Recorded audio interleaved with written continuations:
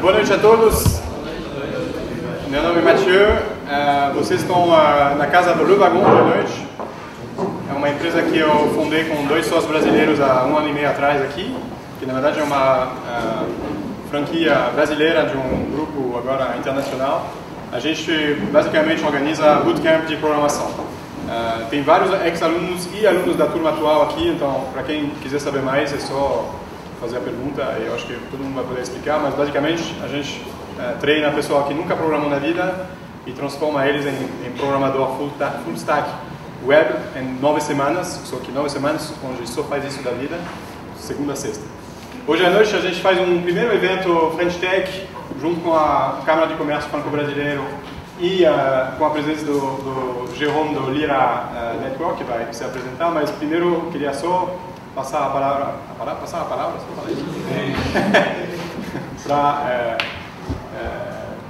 meu amigo Laurent da Câmara de Comércio. Bom dia, 2 minutos só para dizer que eu sou organizador do comitê de startup da Câmara de Comércio, que é um comitê novo, eu cuidava do comitê de empreendedorismo. Estamos fazendo um evento sempre, cada mês. Ontem fizemos um evento sobre crowdfunding na Câmara de Comércio. Hoje um evento apoiando esse evento com a French Tech.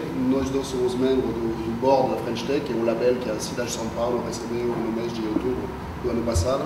Então é um dos primeiros, mas não é o último. Já tem um planejamento bem intenso de evento e contamos com sua participação, porque conteúdo realmente, workshop, palestra, evento. Fizemos um fórum em agosto com a Fiesp, com 400 empresários no fórum da startup, falando de financiamento, etc. Foi um assunto que interessa a comunidade, seja brasileira ou francesa. Hoje, eu vou dar a palavra de 2 minutos para o vice-presidente da Câmara de Comércio, porque foi fechado hoje um pacote especial para a startup, para a Câmara de Comércio, para tentar atrair o máximo de pessoas do ecossistema franco-brasileiro nessa Câmara, que é o lugar onde justamente está acontecendo também bastante coisa. Gilles, por favor. Obrigado, Laurent. Bonsoir. Então, o pacote... bom, primeiro me apresentar, Gilles Tocoli, eu sou, na realidade, eu sou vice-presidente da Câmara também, eu sou responsável pela Edenred no Brasil, que é mais conhecido como a Ticket, não é Ticket Restaurante, não sei se vocês usam, mas estamos instalados aqui no Brasil já há 40 anos. Falando da Câmara, faz já um certo tempo que a gente queria criar uma aproximação maior com o mundo das startups, não é? Veio à toa com discussões com o próprio Laurent, e nós chegamos numa conclusão a nível nacional de estar propondo um pacote especial, não é? Para que as startups possam se aproximar da Câmara. Quem conhece a Câmara aqui, por exemplo? A da Mal, né? A Beatriz, você. A Câmara está aqui há mais de 100 anos no Brasil, tem mais de 1000 associados, as maiores empresas francesas do Brasil estão associadas, grandes empresas brasileiras também, tem muitas PMEs, e a gente então acha que valeria a pena fazer com que esses dois mundos, não é? O mundo da startup e esse mundo aí, se aproximem. Então, o projeto que nós temos do pacote, que vai ser divulgado oficialmente, não é? Mas aqui eu já posso em primeira mão falar sobre isso, e vai doer Beatriz, então você vai ser a pessoa, o ponto de contato. Talvez seria bom publicar, não é, o teu endereço e-mail, que as pessoas possam, não é, conectar com você dentro do Meetup. O que a gente pensou é primeiro uma adesão que seja mais acessível, não é? A gente fala hoje de R$500 por ano, mas o que a gente acha mais relevante é poder criar uma conexão direta com os outros associados. Então, que seja mentoring, que seja a possibilidade de usar os espaços que nós temos na Câmara, que seja a possibilidade de fazer pitch, que seja a possibilidade de se instalar em alguma dessas empresas que são associadas à Câmara. Então, tudo isso está dentro do pacote. A ideia é que a gente fortalece esse pacote junto, né? O Laurent ajuda muito, mas que a gente faça alguma coisa que cria na Câmara uma conexão que seja válida tanto para vocês, para o mundo das startups, quanto para a Câmara, não é? Mas a intenção, e a gente criou esse comitê de startup da Câmara, é realmente de fazer esse passo para chegar no mundo das startups, que a título pessoal, na minha empresa, a empresa do próprio presidente da Câmara, que é o Thierry, presidente da Saint-Gobain também, fazemos isso nas nossas empresas, e a gente realmente quer que toda a comunidade das empresas da Câmara Associada tenham essa possibilidade. Então, vocês são muito bem-vindos, vocês e todos os seus amigos nas startups, e a gente quer estar muito na escuta para ver como a gente faz para melhorar isso, certo? Então, Beatriz, é com você de comunicar um e-mail para que quem tiver interesse possa fazer. Nós queremos fazer com construção, né? Então estamos iniciando com você, a gente pode fazer o melhor, sendo que o principal ponto aqui é que as portas estarão grandes, né? Grandement ouvertes para vocês dentro da Câmara Francesa. Ok? Merci. Obrigado. Eu esqueci uma coisa importante, a diretora-geral da Câmara está aqui, que é a Sueli, certo? Então, ela ouviu o meu speech, né, então esse comprometimento, mas ela também, obviamente, está totalmente alinhada e ela que vai ter a chave das portas. Né? E eu queria também falar um pouco do que é a French Tech, que é uma iniciativa que nasceu um ano atrás, com a Aline, que é responsável dessa iniciativa francesa no Brasil.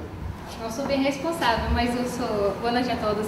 Eu sou a responsável agora para implementar a French Tech em São Paulo, né? A French Tech, na verdade, é o nome que se dá para a comunidade dos franceses que tem startups, fosse na França, fosse em outros lugares do mundo, e franceses também que trabalham com tecnologia dentro de grandes empresas, né? Aí, todo esse pessoal criou, assim, uma rede bem forte de conexão na França e... O governo francês percebeu que tinha uma oportunidade para realmente... Tinha muitos empreendedores na tech a nível mundial e vale a pena assim, acrescentar o network e criar realmente uma rede internacional de franceses da tech. Né? Aí em São Paulo já tivemos algumas histórias de sucesso de alguns empreendedores franceses que já tiveram várias histórias.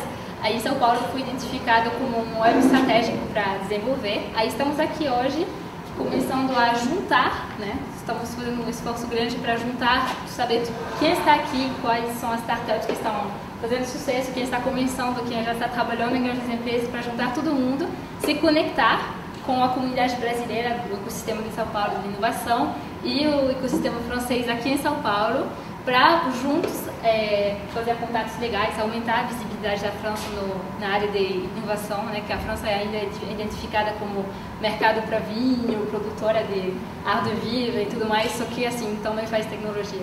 Então é isso, assim, somos a ponte entre a França e o Brasil para tecnologia, para inovação.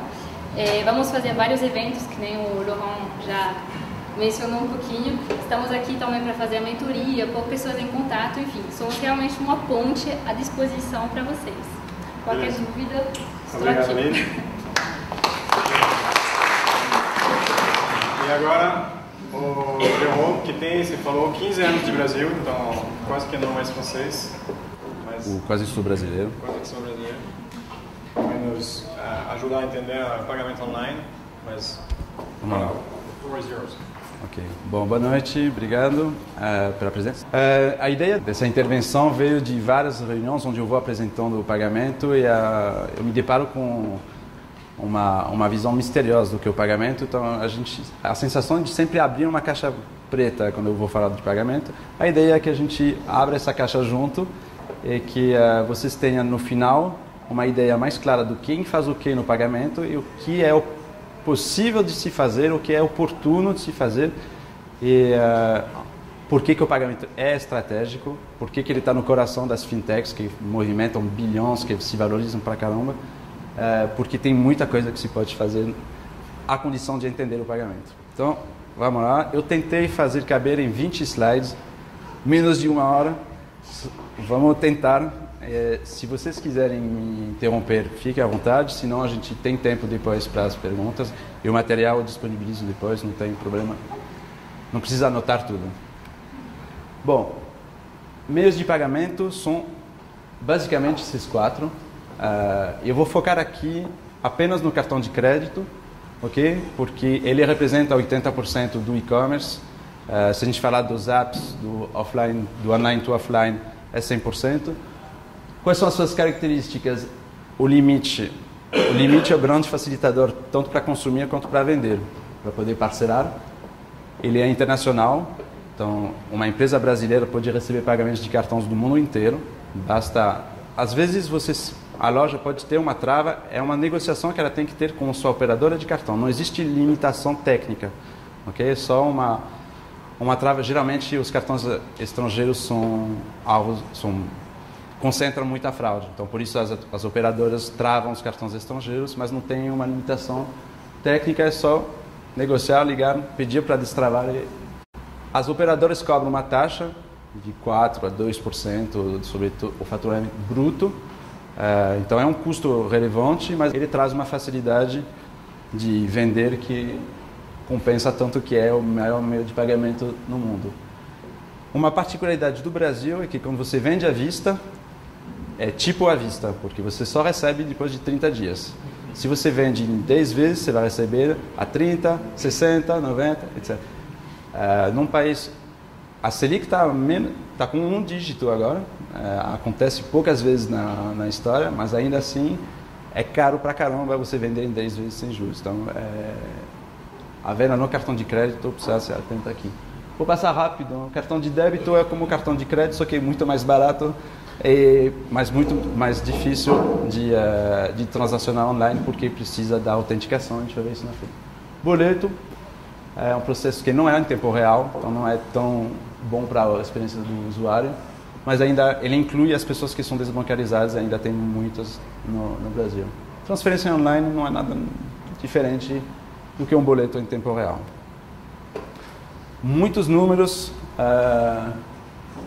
O ano passado, o movimento em cartões passou de 1 trilhão, é um número lá em cima, 1.140 bi, sendo que o maior volume está nos cartões de crédito, apesar de menos transações.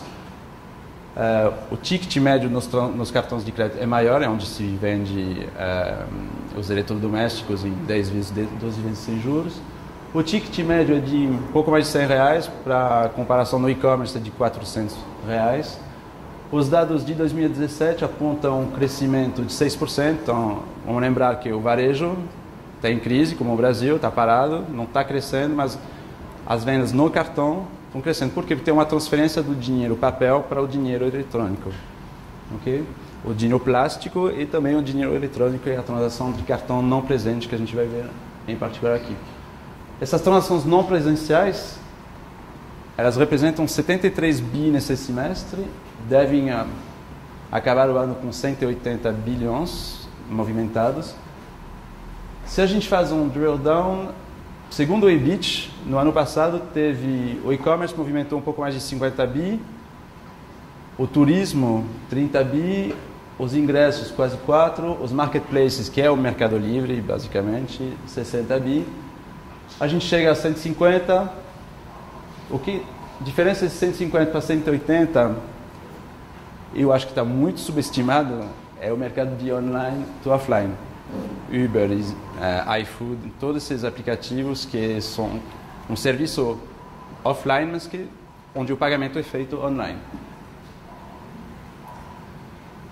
Bom, quem participa desse mercado? Primeiro, o portador, somos nós, pessoa física, a gente obtém um cartão de crédito, então, dependendo da sua renda, a gente consegue, ou a gente recebe várias propostas de cartão de crédito, que são nada mais do que linhas de crédito. Então, se você tem um limite de R$10.000 autorizado no seu cartão, é um crédito à consumação que seu banco lhe deu, porque ele conhece você, sabe sua renda, seu histórico bancário e sua propensão a reembolsar esse crédito. Com esse cartão, você vai no mercado offline inseri-lo na maquininha da operadora de cartão, que a loja, para ela cobrar no cartão de crédito, ela tem que ter contratado uma adquirente. As mais famosas a gente vai ver depois, Cielo, Rede, GetNet. Ela trata de fazer a liquidação, então ela vai processar os dados de cartão e ela vai depositar na conta corrente da loja, lembrando que se é à vista é 30 dias depois. Ok? Eu coloquei apenas 2 bandeiras, mas Ticket é uma bandeira de pagamento, chamada Private Label, mas é uma bandeira. Aqui eu realmente coloquei só as principais bandeiras, separando as adquirentes, as bandeiras e os bancos. Eu coloquei nessa ordem porque o fluxo que a gente vai ver de uma transação, ele é mais ou menos nessa ordem. Rapidamente, eu destaquei a Cielo e a Rede porque historicamente no Brasil tinha um monopólio, um duopólio. Cielo se chamava VisaNet, e se você quisesse cobrar no cartão de Visa, crédito Visa, você tinha que ter um contrato com a VisaNet. Não tinha escapatória. A mesma coisa com a rede, que se chamava Redcard, e processava 100% de Mastercard. O Banco Central acabou com esse monopólio que encarecia bastante os custos que acabava sendo embutido no preço de venda, então encarecia os preços à consumação no Brasil. Ele abriu esse mercado e desde então chegaram vários players, são 7 hoje no mercado online, até o final do ano que vem deve ser 15. O SafraPay está chegando, o Bom Sucesso está chegando, a Vero do Banrisul está chegando, são concorrentes, PagSeguro, todo mundo está tentando entrar nesse mercado. A Cielo mantém 2 exclusividades com a Elo e a American Express, que permitem se diferenciar, e a rede Hiper e Hipercard. O que é interessante é ver o poder dos bancos, a concentração. Itaú é dono da rede, Cielo pertence ao Banco do Brasil e Bradesco. Então, esses 3 emissores, esses 3 bancos têm cerca de, com a Caixa, mais de 80% dos cartões de crédito emitidos no Brasil. Eles têm uma ligação muito forte. Se uma loja tem como banco parceiro Bradesco, grande chance dele ter uma adquirente Cielo. Bom, o fluxo de um pagamento, ele começa com o consumidor fazendo suas compras, ele chega na página de pagamento da loja, ele vai colocar seus dados e apertar pagar. Nessa hora, a loja é conectada através de um gateway que vai criptografar os dados de cartão, porque esses dados eles precisam ser protegidos contra a fraude, e o gateway vai levar, então eu vou explicar depois o que o gateway faz, ele vai levar até a adquirente, onde os dados vão ser descriptografados, para fazer uma autorização. Essa primeira etapa consiste em fazer uma pergunta só. Tem saldo de R$800 nesse cartão? Os dados vão ser encaminhados até a Visa, se for um cartão Visa, e se for um Visa Itaú, a Visa vai encaminhar até o Itaú, onde o Itaú vai verificar se essa compra de R$800 está compatível com o padrão de consumo desse cartão. Então, eles fazem uma análise antifraude básica e se tem limite, eles respondem ok, perfeito. Só que não para aqui, vai até a loja tem um momento que se chama, para fazer a captura, que é a confirmação desse pagamento. Ela tem, por default, por padrão, são 5 dias, mas esse prazo pode se estender, a gente vai ver até 30 dias, para fazer a captura. Essa captura, que é própria à transação online, é o seguinte: numa transação de cartão presente, onde você insere seu cartão na maquininha, digita sua senha, você está lá autenticando que você, o dono do cartão, essa senha serve para verificar isso. Então, nesse caso, a loja não tem risco de fraude, a não ser que você tenha compartilhado sua senha com muita gente. Você não vai poder ligar para o banco e falar, não fui eu que fiz essa compra. Já online, se não tiver essa etapa de autenticação, o que acontece em 90% dos casos, a loja tem um risco de fraude e, aliás, quando ela faz se você quer vender online, você vai procurar a Cielo, a rede, a GetNet, você vai ter que assinar um contrato que, se você tem uma loja física, vai ter que ser um novo contrato, porque vai ser um contrato próprio para transações de cartão não presente, e a maior particularidade desse contrato é que vai ter uma cláusula que fala, olha, você vai vender seus bens, os serviços online, existe um risco de fraude, esse risco é todo seu. Então, a responsabilidade é do estabelecimento fazer uma triagem entre os pedidos que têm uma alta suspeita de fraude e cancelar eventualmente eles, o resultado da sua análise antifraude. Apesar de ser pouco praticado, eu recomendo bastante fazer isso, não parar na antifraude, mas antes de fazer a confirmação do pagamento, verificar se o serviço, o produto pode ser enviado. Tipicamente, um varejista ele tenta empurrar mais produtos, porque ele quer aumentar o ticket médio do pedido, então ele vai, quem comprou isso também comprou aquilo, compra isso eu te dou 10%, se comprar também isso eu te dou frete grátis. No final ele tem 5 itens no carrinho, e a probabilidade dele não ter um desses 5 itens ela é alta em termos operacionais. Então, se você não validou o pagamento definitivamente, você consegue alterar o valor. A lei permite, a defesa do consumidor permite isso. Você pode ligar para o consumidor e falar, olha, eu só tenho 4 itens dos 5 que você me pediu, se você autorizar esse envio, eu lhe envio os 4, eu lhe cobro apenas os 4, você vai alterar o valor da transação para menos e você vai capturar. Uma vez que você fez a captura, não tem volta a não ser um reembolso. O reembolso é uma coisa bem mais complicada porque vai ter que solicitar o reembolso ao banco, que gosta de ficar com o dinheiro da gente, então ele vai demorar de 10 a 40 dias. Sendo bem claro, é 10 dias se for um cartão Black, 40 dias se for um cartão normal. Okay?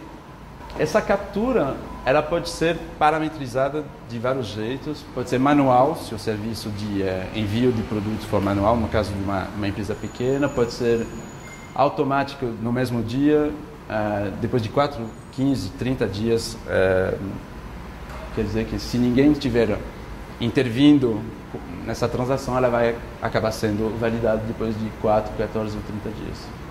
Okay? É importante porque essa é a principal diferença de uma transação cartão não presente para cartão presente. Geralmente as pessoas quando começam a olhar no pagamento online, tentam achar o porquê de contratar um gateway ou contratar um facilitador. O gateway ele faz a conexão da loja com as operadoras de cartão. Então ele trata da segurança e da conexão com eventualmente os 7 adquirentes que tem no mercado. O facilitador ele faz o 3 em 1. Ele faz a parte do gateway, a parte da antifraude e a parte da adquirência. Então, seus pagamentos aqui, você não sabe se eles vão passar pela Cielo, pela rede, pela GetNet, eles vão passar pelo MOIP, digamos. Okay? O MOIP vai se encarregar da segurança dos dados do cartão e da análise antifraude. Tá? Os dois modelos de negócio têm suas vantagens e seus inconvenientes. Eu vou detalhar aqui rapidamente e depois a gente entra no detalhe do que é o que. O gateway ele faz, já falei, da conectividade, da segurança. Ele permite a tokenização, fazer retentativas, pagamento em 2 cartões, fazer reembolso. É o manuseio dos dados do cartão que são permitidos através da certificação PCI que um gateway sério tem que ter. Com a contratação de um gateway, a loja pode negociar diretamente com o adquirente. Isso quer dizer ganhos de escala. Ela pode começar a sua negociação com 4% de comissão e acabar abaixo de 2% quando ela ganhar volume. Ela vai poder decidir qual bandeira ela passa por qual operadora. Então, ela pode ter seus... geralmente, a oferta das operadoras de cartão é segmentada tem uma taxa para os pagamentos à vista, uma taxa para os pagamentos em até 3 vezes, uma outra taxa para os pagamentos em 6 vezes e uma outra para os 12 vezes. Então, se você tem uma melhor negociação com a Stone para os pagamentos em 10 vezes e uma melhor à vista para a GetNet, você pode rotear os seus pagamentos em função dessas condições comerciais. O maior inconveniente de contratar um gateway é que você tem que contratar mais um ou mais 3 prestadores de serviço, é o antifraude, o adquirente e a conciliação, eventualmente. Também você precisa ter a competência para fazer a administração de todos esses critérios. Tipicamente, se você começa, o facilitador é mais indicado porque você está numa fase onde você precisa se focar em ter suas promoções, preços, produtos em ordem e você não pode se dar o luxo de estar na cozinha negociando um pouco com todo mundo. Assim que você crescer, você precisa passar para esse modelo porque o ganho de rentabilidade é gigante. O facilitador ele faz o papel de gateway, antifraude, adquirente e conciliação. Então, geralmente é um contrato digital, então você em um clique aceita, assina com o PayPal, com o MOIP. Com um contrato só você aceita todos os meios de pagamento. Ele oferece a antecipação, que as adquirentes também oferecem e cobram por isso. Ele geralmente, você pode até não ter escolha, você pode se você usa o PayPal, por exemplo, uma das ofertas do PayPal é você receber em D+1. Você não tem a escolha de pagar mais barato e receber a D+30. O inconveniente é que eles cobram, obviamente, o serviço de todo mundo e acaba sendo uma taxa mais cara. Então, se para alguém que paga, uma loja que pagaria 3% na operadora de cartão, ele geralmente paga 6% no facilitador. Esse facilitador, como ele que vai processar o pagamento, ou seja, ele vai receber a transação em seu nome e ele vai repassar para você. Se tiver uma fraude, ele vai ser diretamente envolvido, então ele é bem conservador. Então ele costuma recusar um pouco mais pedidos do que você o faria, você tendo mais foco no seu negócio. Ele, a não ser uma implementação de checkout transparente, tem um redirecionamento. Então, em troca da audiência ou da marca famosa, da confiança que o PagSeguro lhe dá, você tem que, no seu processo de checkout, lembrar que ao consumidor que precisa sair da sua loja e entrar, fazer o login no PagSeguro. E a descrição da fatura pode ser um inconveniente, é que quando você compra numa loja pequena, na sua fatura vai vir MOIP /loja pequena, você pode não se lembrar o porquê do MOIP e ligar para o seu banco não reconhecendo a transação, que acaba em disputa, em chargeback, enfim. Esse é um inconveniente. Bom, entrando no detalhe do antifraude. O antifraude, historicamente, ele era uma revisão manual. Então, você tinha uma série de dados, acabava na mesa de se o pedido chegava a um certo valor, você tinha um analista que olhava no detalhe e, se precisar, ligava para as pessoas, confirmando o nome da mãe, do pai, etc.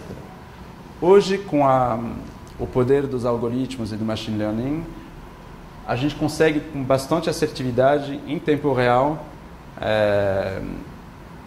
dar um score, que um score é uma nota de 0 a 100, geralmente da probabilidade desse pedido ser fraudulento ou não.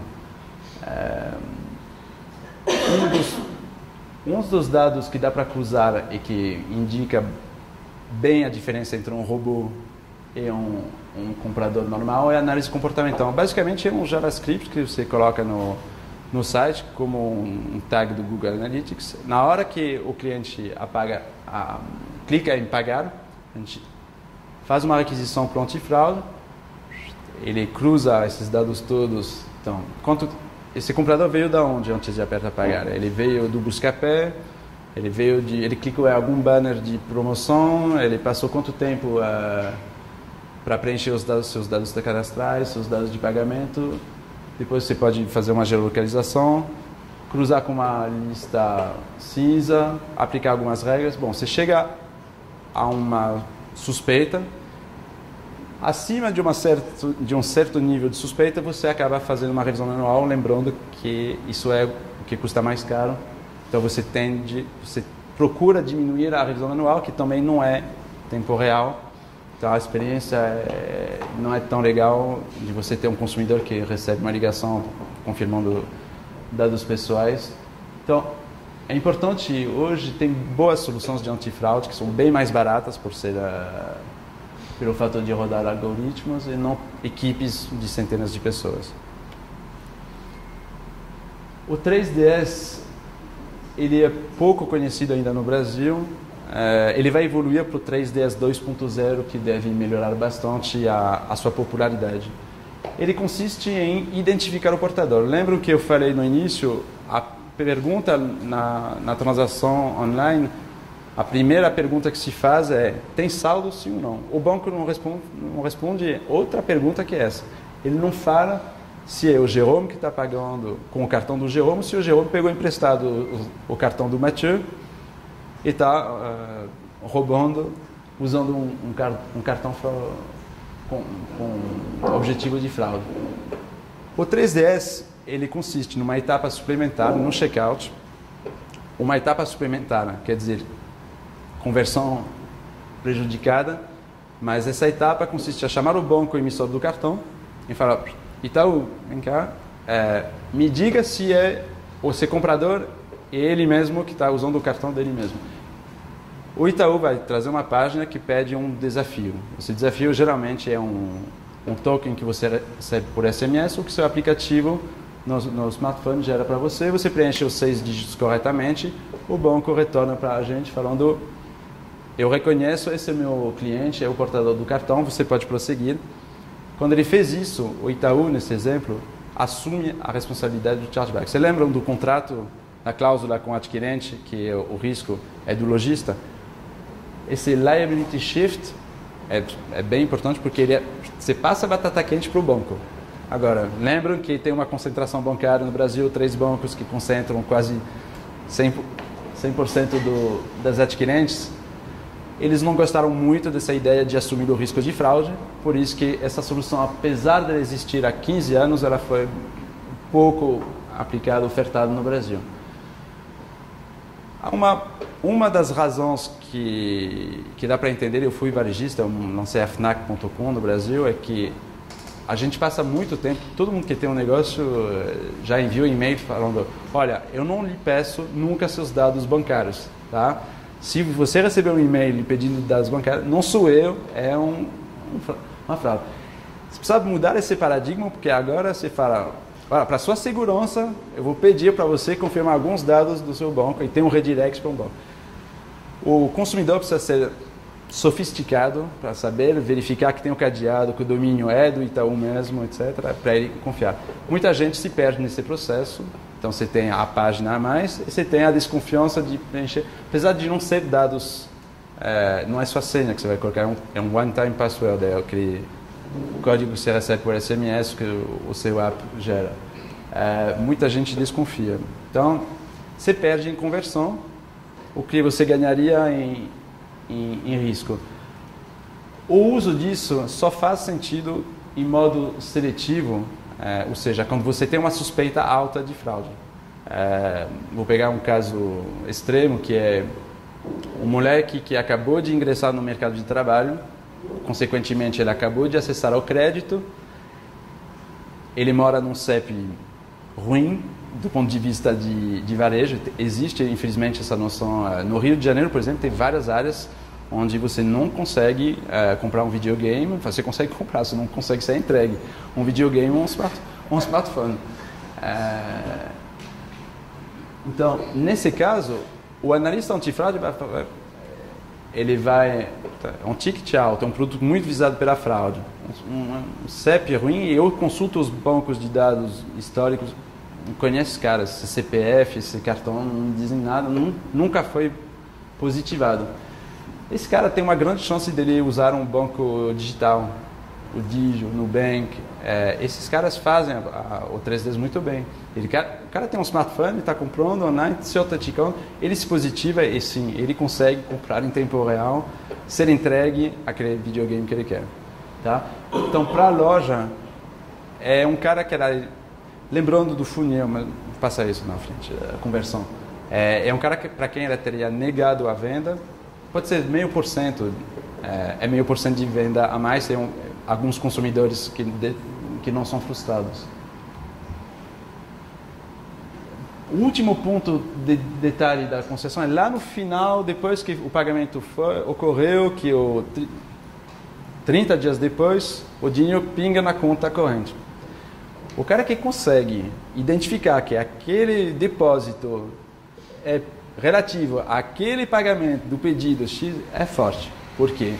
No meio tem... Primeiro que os adquirentes só trabalham com dias úteis. Então, tudo que você vendeu no domingo, você vai receber na segunda, na terça, dependendo do cálculo dele de 30 dias. Ele vai descontar a sua taxa de comissão. Você tem que verificar que essa taxa que ele está descontando é de fato a taxa que você negociou com ele. E depois você pode ter chargebacks, que são os casos de compras contestadas. A gente pode detalhar isso rapidamente. Então, basicamente, a conciliação ela faz uma auditoria são dois tipos de conciliação. A conciliação de venda é, segundo minha plataforma de e-commerce, minha solução, minha aplicação, eu vendi 100. A Cielo está dizendo que eu vendi 98. Peraí, então tem dois pedidos, um pedido 2 que eu disse que vendi, mas a Cielo não recebeu, acontece algumas vezes da Cielo está fora do ar, o de vocês está fora do ar, tem alguma interferência. O gateway, o facilitador fazem esse papel de manter todo mundo, rodar todos os pratinhos, mas nem sempre dá certo. Então essa conciliação de venda ela é importante. A mais importante, com certeza, é a conciliação financeira, porque o único jeito de um diretor financeiro ter uma visão boa do seu fluxo de caixa é através de uma conciliação, porque ele não vai... 12 parcelas, você perde rapidamente, com os descontos das taxas, você perde rapidamente o controle. E se você precisa saber no pitch o quanto você vai receber na segunda-feira, você precisa de uma boa ferramenta de conciliação. Algoritmos é um custo pequeno perto do benefício que traz. Bom, eu espero ter esclarecido as principais etapas, quem faz o quê. Agora, o pagamento ele tem que ter um objetivo principal de aumentar a taxa de conversão. Porque a taxa de conversão ela começa com um universo gigante, que é a web, onde você anuncia, você gasta em mídia digital, se esforça para trazer audiência para seu site. Depois você desenvolve uma competência para converter. No Brasil, a conversão média é de 2%, ou seja, de cada 1.000 pessoas que entram no seu site, você vai fechar apenas 20 pedidos. Então você já perdeu muita gente. Se desses 20 você só converte 80% por causa do pagamento, o pagamento pode travar em duas etapas. Na análise de fraude e na autorização. Você aqui está morrendo na praia, literalmente. Então você está desperdiçando. Lembrando daquele moleque que mora num CEP ruim com um cartão de crédito novinho? Você gastou, sei lá, o custo de aquisição de um cliente é alto. Você vai perder, além da margem que você vai fazer naquele produto, você vai perder todo esse dinheiro que você investiu em mídia e em ferramentas de conversão no seu site.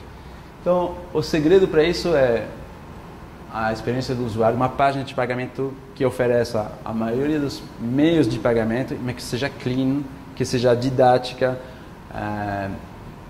Um exemplo de coisa a não fazer é colocar no campo de nome do portador, nome exato como está no cartão.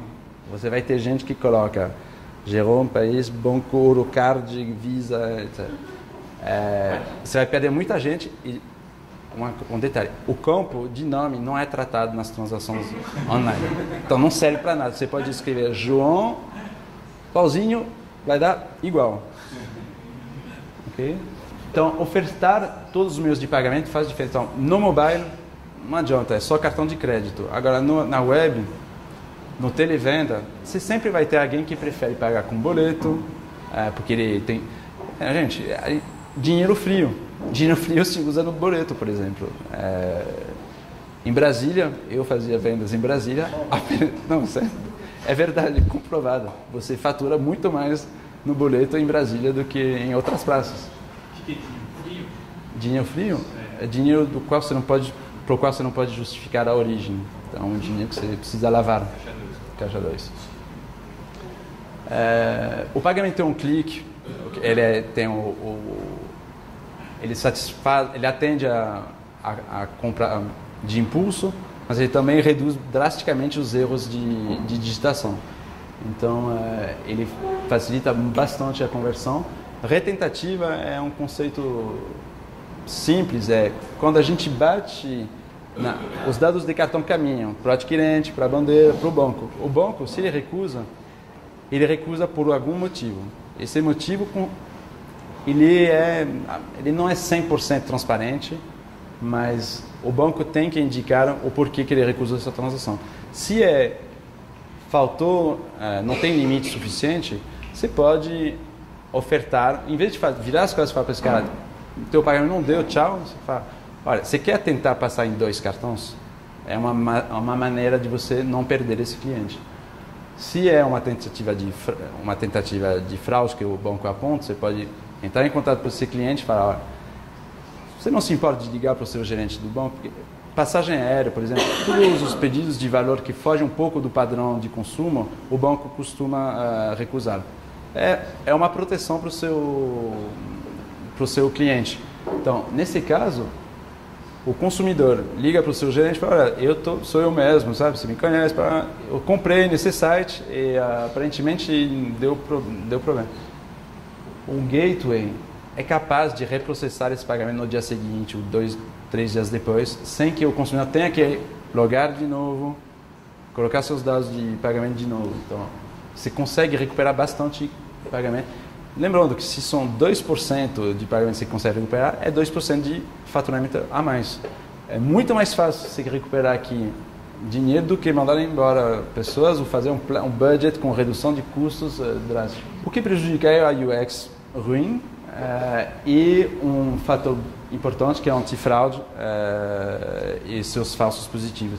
A antifraude é um equilíbrio bem dinâmico. É muito fácil você não ter chargeback.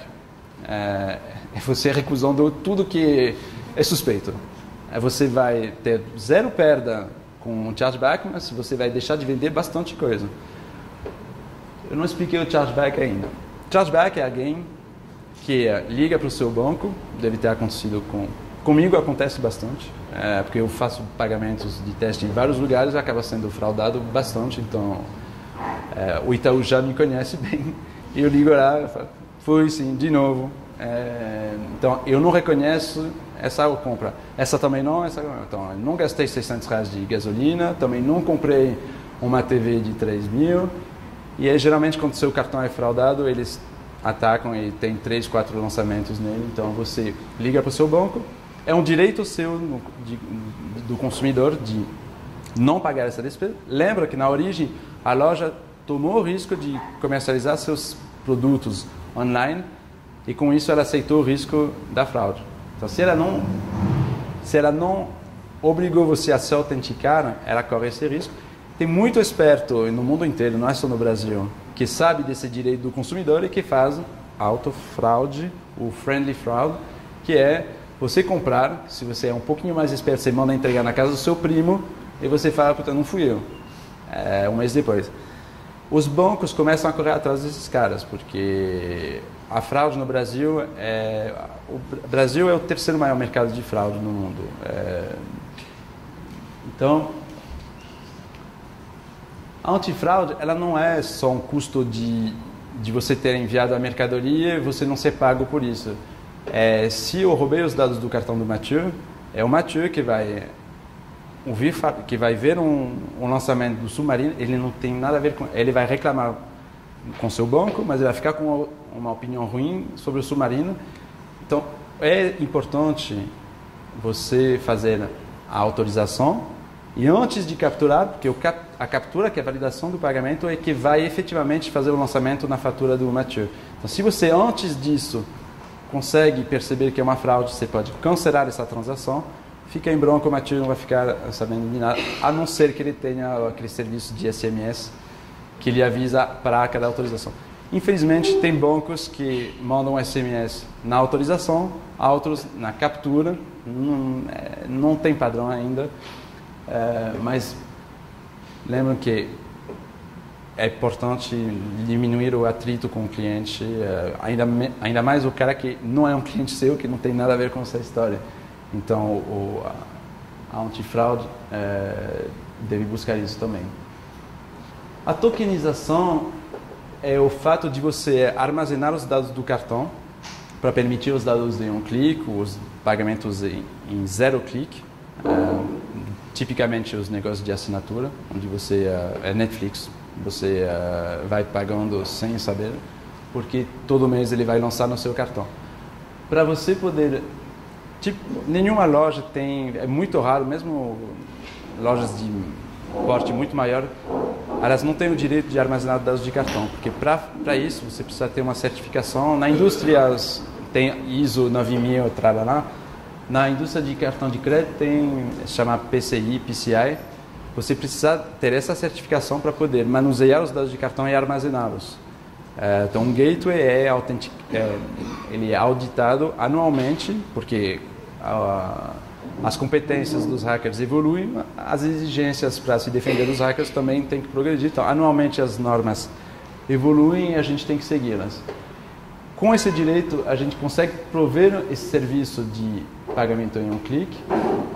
Uma coisa bem importante da diferença, por isso que esse momento de passar de um facilitador para um gateway, ele é importante, é que se você começa o seu negócio, começa a crescer com PayPal, Moip, o PagSeguro, ele que tem a tokenização dos seus cartões, dos seus clientes. Quando você vai negociar com a Cielo, o GetNet, Stone, First Data, uma taxa da metade, passar de 6% para 3%, esses dados tokenizados, eles vão ficar no Moip. O Moip não vai passar para a Cielo. Então, você vai ter que enviar uma newsletter para todos os seus clientes falando, olha, você precisa atualizar seus dados de cartão. Estamos trabalhando para melhorar a sua experiência. Enfim, essa intervenção costuma perder muita gente no meio do caminho. Então, é importante pensar nisso, que sua base de cartão de crédito é um ativo bem importante e é um serviço que os gateways fornecem que é independente do adquirente. Então, com esses dados de cartão, você pode ir bater em qualquer adquirente. Hoje pode ser a Stone mais barata, amanhã First Data, quando chega o SafraPay está chegando no mercado offline com taxas super agressivas, provavelmente vai fazer o mesmo com online. É dinâmico, então no tempo é importante você ter o controle dos dados de cartão, embora você, como lojista, não tenha eles. Quem possui e armazena esses dados para você é seu gateway. Uma coisa que precisa fazer é, quando no pagamento é um clique, lembrar que tem que criar uma página na minha conta, meus dados de pagamento, onde você vai exibir para o cliente o que é o padrão do mercado, é a bandeira daquele cartão e os últimos 4 dígitos. Okay? É o que se recomenda, apenas mostrar esses 4 dígitos e a bandeira para que o consumidor saiba com que cartão ele está pagando, quais ele tem inscrito, se ele quiser excluir, substituir um cartão por outro. O pagamento precisa ser multicanal. Um exemplo é você fazer televenda. O consumidor querer pagar por telefone, como sempre se fez, não é muito seguro, porque você tem um teleatendente, uma sala com 150 teleatendentes, que tem, em geral, nessas empresas, o turnover é de 3 meses, então é bem arriscado você fornecer seus dados de cartão para um teleatendente. Para sua segurança, você pode pedir para receber um mail de pagamento, um link. Hoje a gente consegue enviar link de pagamento pelo WhatsApp, pelo Skype, pelo Messenger, que a pessoa vai clicar, vai abrir uma página e ela vai preencher os seus dados num ambiente seguro, sem comunicar seus dados para ninguém. Nesse televenda você pode tokenizar, você pode passar esse link acaba tokenizando os dados do cartão, e esse consumidor, quando ele se identificar mais tarde num outro canal, seja online, etc., você pode resgatar esses dados de cartão para que ele possa fazer o pagamento em um clique. Tá? Colocar o pagamento no saque é importante porque se no seu saque as pessoas têm acesso ao pagamento de uma maneira segura, eles podem fazer venda, que é o melhor, e no pior dos casos fazer reembolso. No pior dos casos, mas não, é sempre melhor resolver a bucha na hora, em vez de falar, por exemplo, vou pegar seu caso, transferir para a área financeira, que vai fazer. A gente já falou, já é 10 a 40 dias para o reembolso acontecer num cartão. Se você ainda balança o cliente da área do saque para o financeiro, etc., se o saque puder fazer o reembolso, não são todos os adquirentes hoje que permitem o reembolso online, a maioria o faz. Faz parte da experiência do usuário na jornada completa. Para aumentar suas vendas, você pode também melhorar sua rentabilidade quando você negocia com a operadora de cartão uma condição melhor. De novo, a gente passou de um mercado com 2 players para um mercado com 7 e provavelmente no final do ano que vem com 15. Uma loja que paga, um estabelecimento que paga 2% de comissão de cartão aqui, na Europa paga 0,3%. Então, e na Europa ela recebe a D mais 1, aqui ela recebe a D mais 30, com 8% na Selic, enquanto lá está 2%. Tem uma margem de progressão substantiva. Então, nos próximos anos, a competição vai incentivar essas economias. Muita gente, isso é um pouco o objetivo desse papo, é vocês saberem que isso aqui é possível de fazer. Vocês não estão casados com a Cielo, com a GetNet, com qualquer adquirente. Eles têm taxas melhores. O atendimento também é importante. Tome cuidado com as suas políticas de parcelamento. Se você tem uma super oferta, não precisa, de repente, que ela esteja também em 10 vezes sem juros. O custo do parcelamento é bem alto. E a fraude, o custo da fraude, o investimento com a antifraude, os falsos positivos é um elemento que acaba sendo relevante no seu cálculo de rentabilidade. A gente tem mais 10 minutos para fechar uma hora. Eu fiz um case rápido de se você tem um aplicativo de entrega de alimento, o que você vai fazer? Provavelmente você vai pedir para o cara, você vai fazer uma publicidade onde você pede para o cara fazer o download do seu aplicativo. Ao fazer o download, você pede para o cara cadastrar os seus dados e um meio de pagamento. Então você vai inscrever um cartão, criar um token. O que o Gateway faz nessa hora? É uma autorização de R$1 para validar que esse cartão tá ativo, senão não adianta armazenar dados que não são pertinentes. Então, a autorização, R$1, um valor que o banco normalmente aceita, autoriza. Então você tem um retorno OK. Se for recusado, você tem que falar para o cliente digitar melhor ou usar um cartão que não está bloqueado. Mais tarde no dia, bateu a fome, o cliente compra, aperta a famosa compra em um clique. Os dados de cartão não trafegam mais entre o aplicativo e o gateway. O gateway e o aplicativo só comunicam através de um token, um alias, um identificador, e os dados de cartão ficam entre o gateway e a operadora. Okay? Então,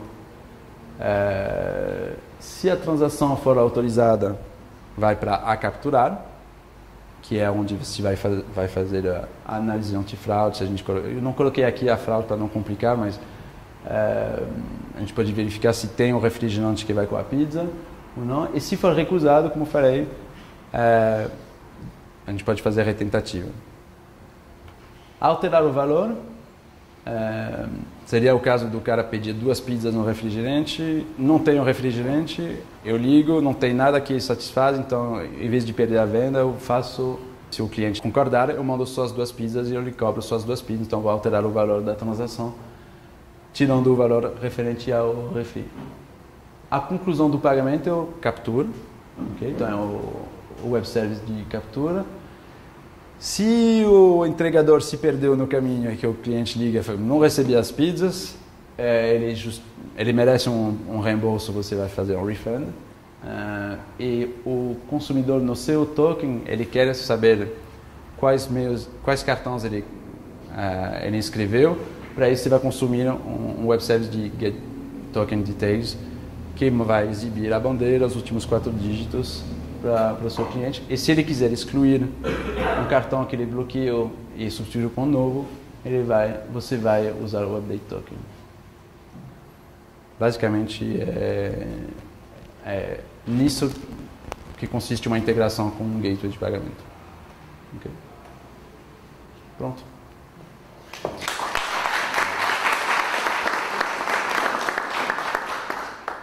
A gente tem tempo para perguntas? Claro. Vamos pegar uma cerveja?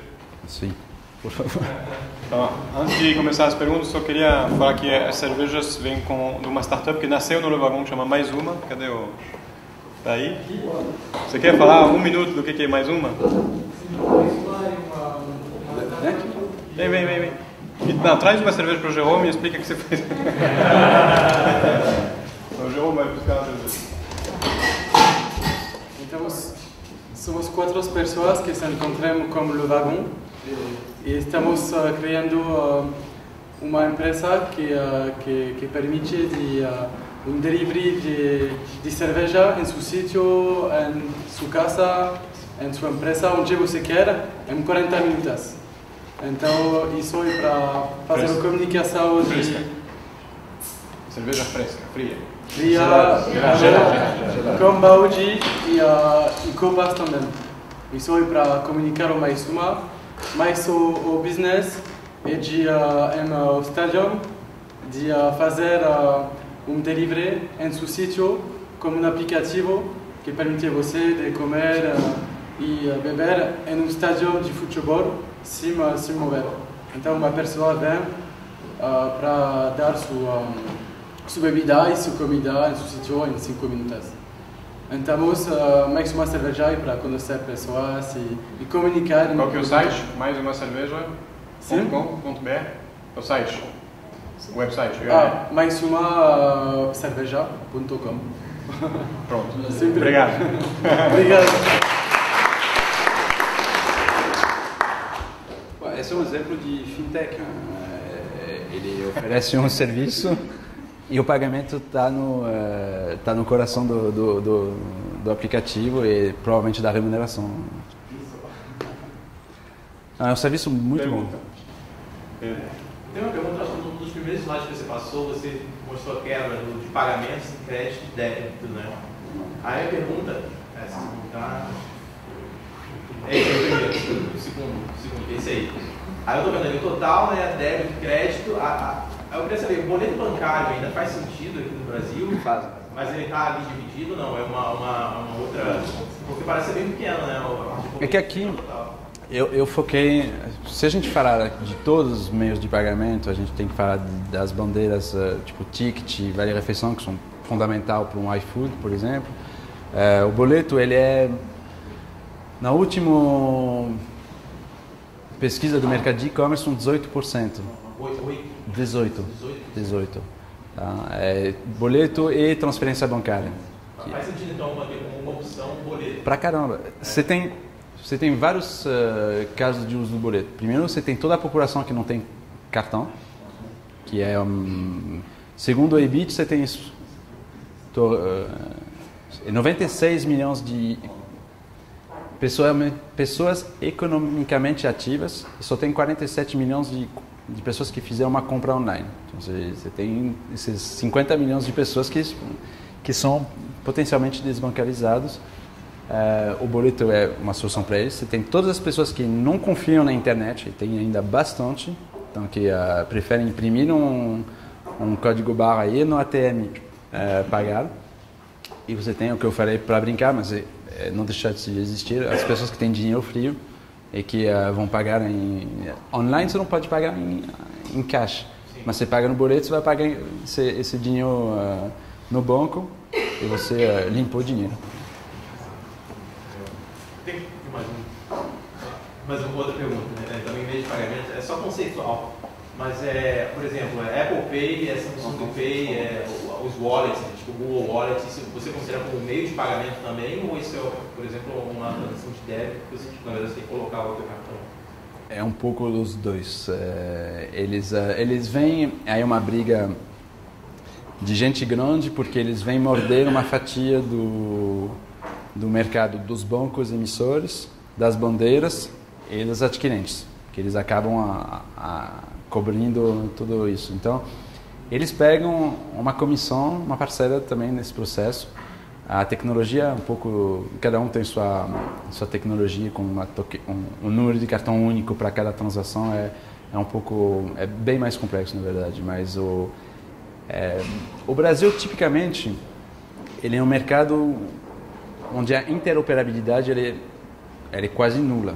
Na verdade, se você pegar o offline, uma loja física, no balcão da loja você tem sempre 3 maquinetas. Porque o cara, se ele quiser cobrar no Amex, ele tem que ter selo. Só que se o contrato dele mais barato é com a GetNet, ele tem uma vermelhinha do lado. E como backup, ele pode ter uma rede, porque também a rede é a única a ofertar Hipercard e Hiper. Então o cara tem 3 maquinetas. No outro mercado, esse POS ele poderia conversar com as 3 adquirentes. Ele precisaria de um hardware que comunique com os 3. Só que aqui, não, os caras conseguem ainda justificar que esse terminal ele só fale com um, então você tem que pagar para o aluguel de cada maquineta e você tem uma relação...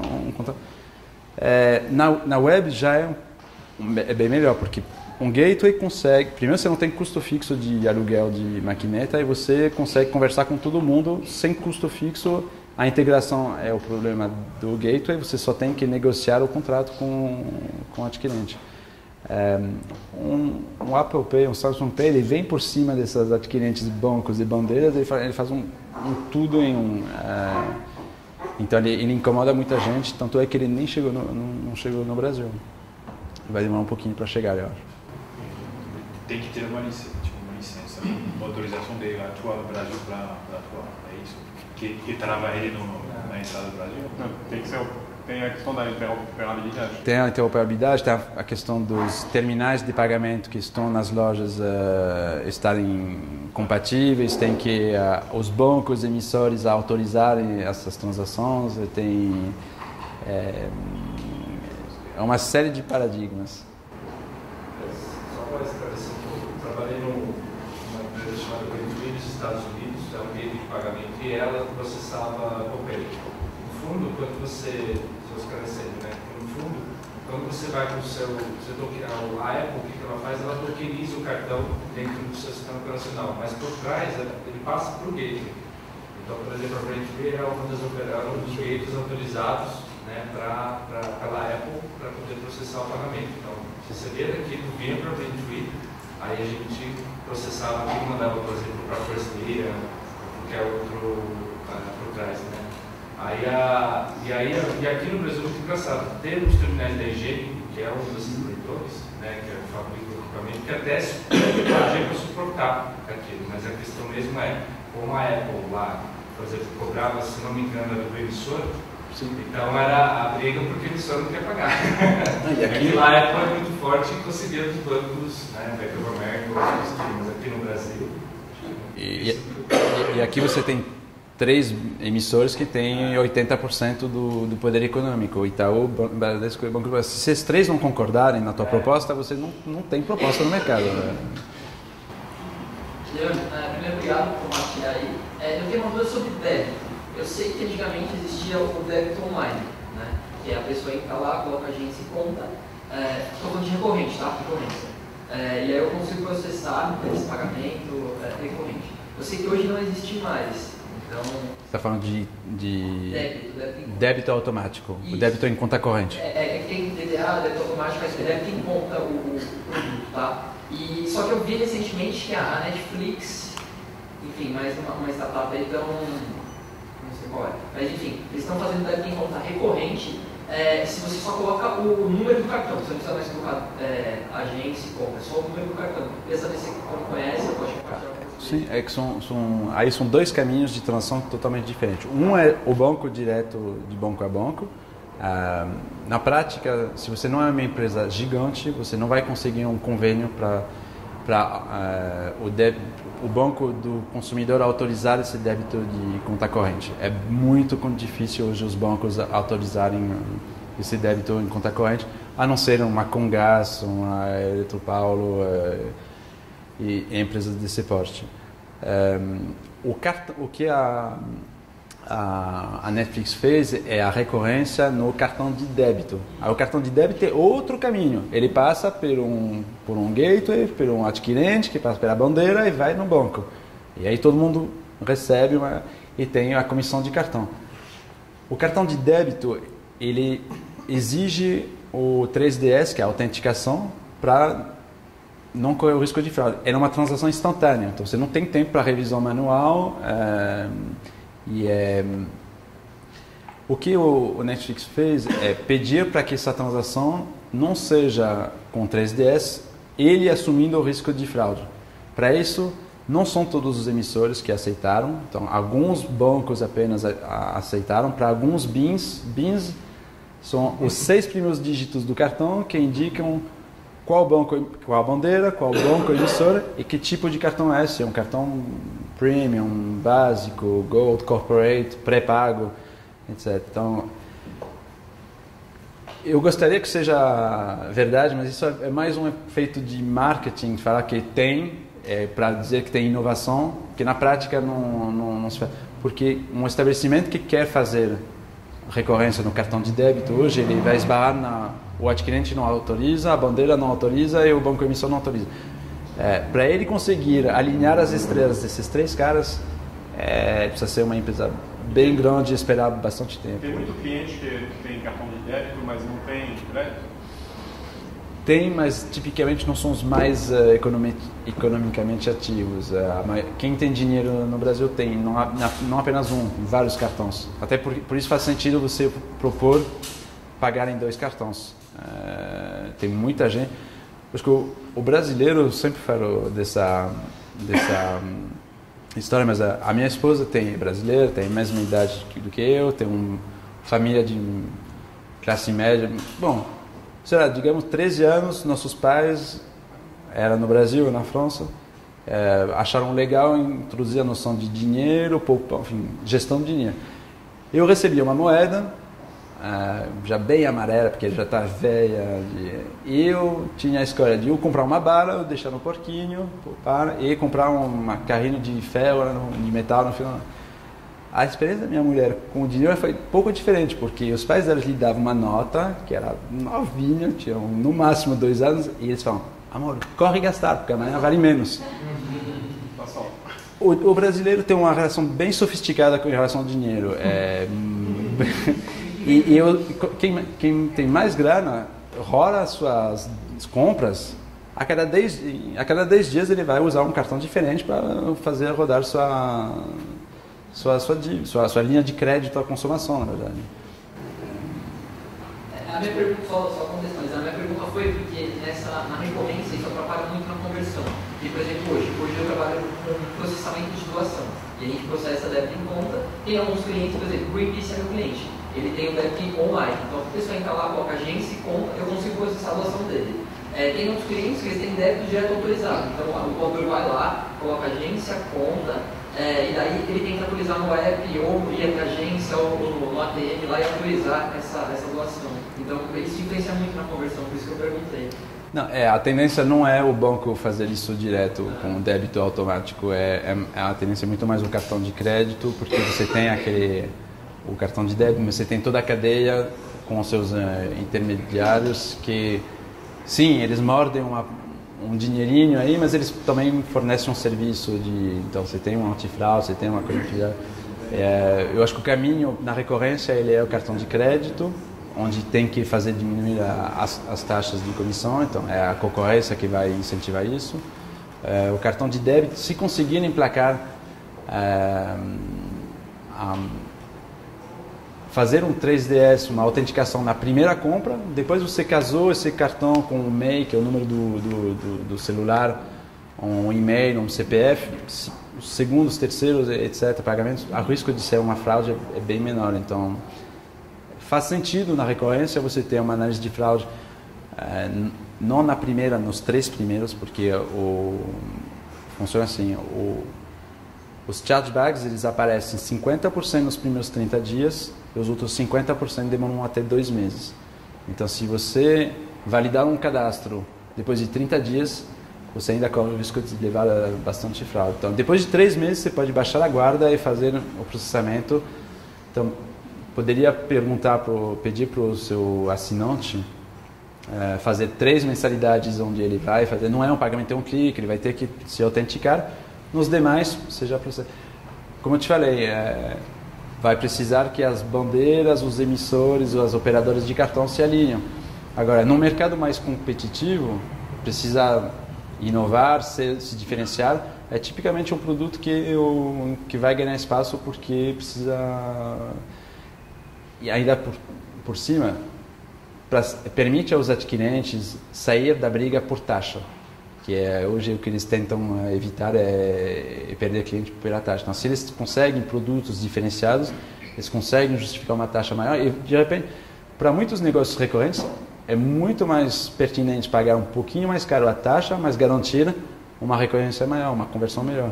É uma equação que é própria a cada negócio. Você sabe que tem muito mais facilitadores com gateway que adquirente? Sim, para você ser um adquirente, você precisa ter uma licença, você precisa ter um lastro financeiro muito maior, é uma operação de um tamanho, não tem comparação. Um gateway tem gateways sérios que são certificados PCI, tem gateways menos sérios, tem muitos gateways no Brasil. O Brasil tem o Brasil não valoriza a segurança tanto assim, no que diz respeito a cartões de crédito. Então, não tem, as normas de segurança de cartão de crédito não são respeitadas ao pé da letra no Brasil.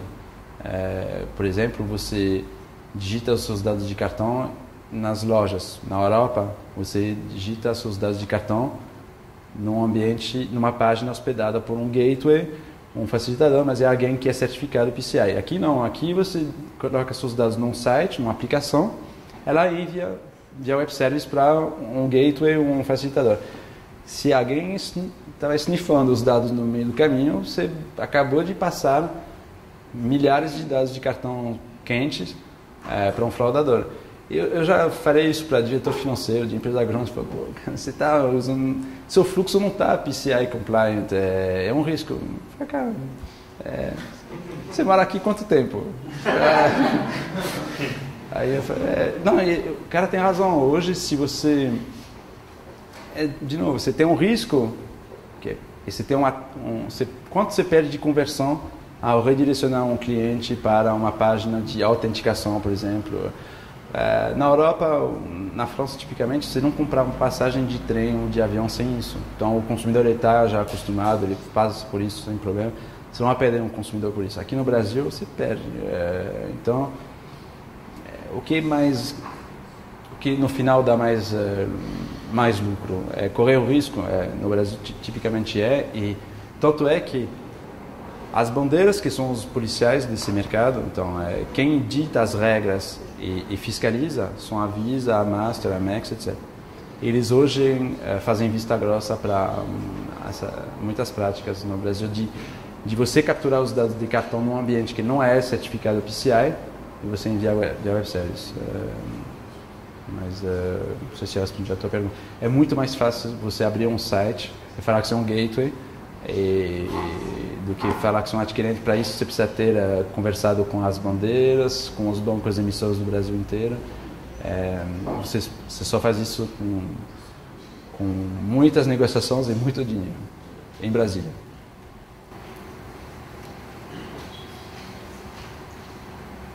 Vou pegar umas últimas perguntas para deixar ele ver um pouco. Tengo una pregunta sobre el Bitcoin.